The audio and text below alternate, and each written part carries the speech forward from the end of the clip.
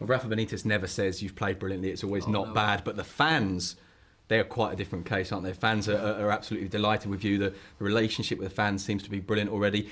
How much pressure do you feel now that you are the big idol of the fans alongside maybe Jamie Carragher and Steven Gerrard? How much do you feel the pressure on your shoulders to be an idol and a superstar at Anfield? I don't feel pressure at all. I feel quite happy playing at Anfield. I told before in some interviews, for me, playing in front of the Cop and in front of the Cop and scoring goals there is like the best feeling I can get. Close to score a goal in a final. It's unbelievable to see the crowd every weekend. Doesn't matter. Yesterday we played in Fiorentina. We were out of the Champions League. The crowd, the stadium was full, supporting the team. So it's a different supporter. It's you cannot find the same in anywhere. It's unbelievable. It's a good experience, and we have to be really pleased to come play every 15 days at Anfield. That support from the fans, that love that the fans have shown you seems to be really rubbing off on you, and that you seem to have really embraced Liverpool as a club. It's very interesting you talked about Liverpool as a Spanish start, you know, lots of Spanish players, Rafa Benitez. Will it be a Scouse ending? Are you going to be at Liverpool for the rest of your career? Is this somewhere that you're really at home? You never know what can happen in football, but it's my idea. I have 5 more years and hopefully more when that day arrives. But from the first day, I feel like at home. You normally need months or maybe years to stay in the hearts of the people. But for me, it was from the first day. I could feel that they like my play, they were enjoying with myself, and I can feel not just in the pitch, in the street as well, and everywhere I go.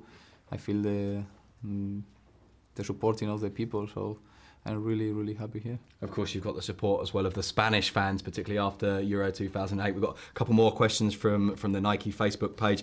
And there's a question from Tan Torres, and actually there's a question from me first. Is he your brother? I don't know who Tan Torres is, but he's emailed in, and he wants to know the boots that you wore in the final of Euro 2008, with which, of course, you scored the winning goal against Germany. Have you kept them somewhere special? Are they in a trophy cabinet somewhere? Yeah, I have the boots at home in Madrid, in my parents' house. They have a lot of trophies and things about me, and I have the boot also there. It's not a normal boot. I have to keep, and in the future to, I don't know, show or maybe send to a charity, I don't know, are different. And with the time will be more important. As you say, the time will be important, and there's still time for this Spanish national team to do an awful lot. You've won the European Championships. Next up, the World Cup. How do you see Spain's chances at World Cup, and in particular, were you happy with the draw? Were you happy with the way that the groups came out for Spain? Oh, not really. It's not a bad group. We need, or we must stay in the next round, because we have now pressure because we are the Euro champion, and it's not a difficult group. You never know. You have to show respect for the other teams. But I think the next round will be really, really difficult. Portugal, Brazil, Korea, or Ivory Coast. But if you want to win the World Cup, you have to beat any team. So we have to be ready, and we'll see. It's difficult, I think. We felt that in the Confederations Cup we lose against USA, and we were out of the competition. So if you have one bad day in the World Cup, you are out. And we want to approach that chance. We have a fantastic squad, fantastic player. Maybe it's our chance in the next 20 years. We have to be ready for that World Cup. Maybe the next one. A lot of players who are playing now, they are not playing in the future. So it's our chance. We have to try to get the trophy back. As you say, it's a fantastic squad that Spain have got, and you look at the wealth of talent. One of the players who particularly stands out, certainly to an English audience, is Cesc Fabregas. Of course, plays in the middle of that midfield for Spain, and also plays in the middle of midfield for Arsenal. This weekend, you're going to be going up against Cesc Fabregas. What kind of a player is him? What's your relationship like with him? Is it strange to come up against him in a match? Yeah, it's strange because you know, in the Spanish squad, the atmosphere is brilliant. We are like a friends. You know? We were playing between us a long time ago, because with Iniesta or Cesc, I have played in the under-21, under-19 and 18. I meet them a long time ago, and they are friends. So it's difficult to play against, because especially if you have a challenge or something on the pitch, it's your friend, but you have to think in your team. And it's strange, but during the 90 minutes in the game, we are not friends anymore. We have to think in ourselves, and for him will be the same. He's brilliant player. I think here in England the people think he's one of the best players in the world, but not in Spain because he has not played in Spain. Mm-hmm. But when you can see him play in the national team, you can see the potential that he has. He's one of the top players. From your own point of view, in terms of preparing for the World Cup, and this is a question that we've had in on the Nike Football Facebook page from Chris Caesar Williams, and he wants to know, and it's an interesting question: are there specific skills that you prepare ahead of the World Cup? So, for example, you may well play in a certain way for Liverpool, but thinking about the World Cup, prepare different skills. Do you have a particular way of approaching this? Well, not really. I prefer to have, if I learn one skill, I want to do it now. To help my team, but the main thing is to be ready for the World Cup this season. If you can get a fantastic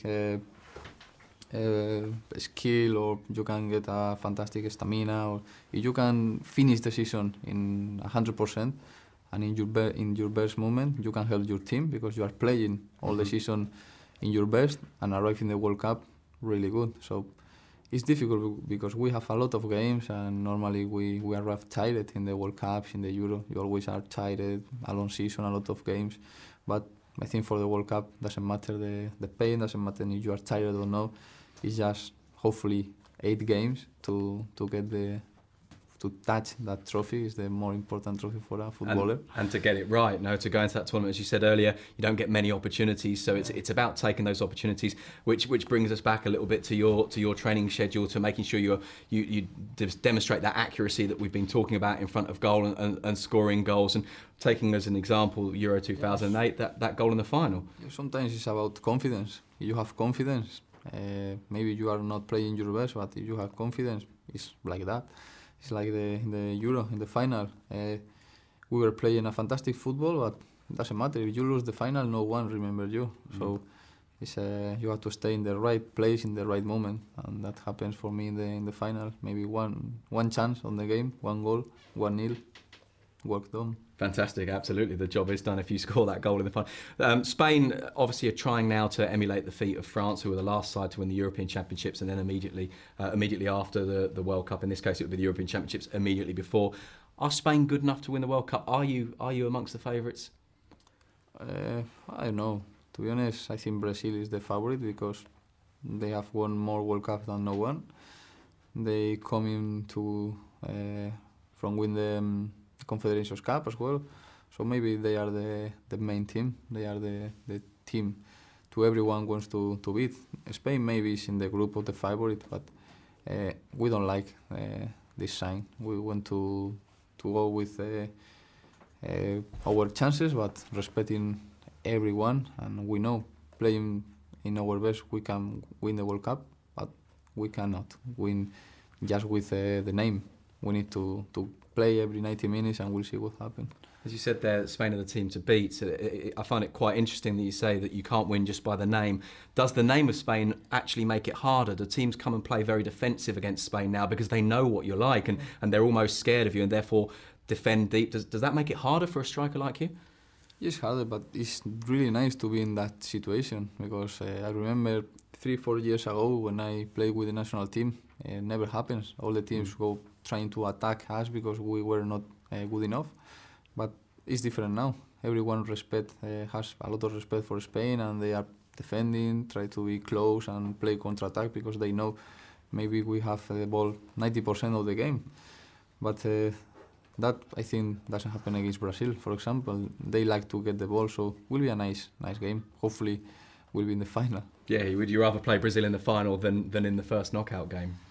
Well, really, I would like to play against England because I have friends, and especially Stevie will be playing in the World Cup final, and it will be nice to play against them in the final. I think they are one of the teams in the favorite group as well.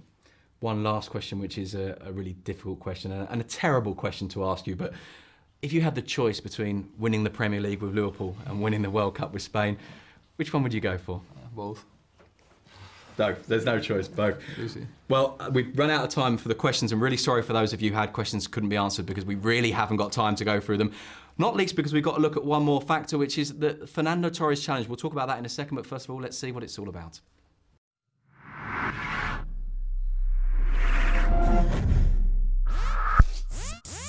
Hi, it's Fernando Torres, and this is the accuracy challenge.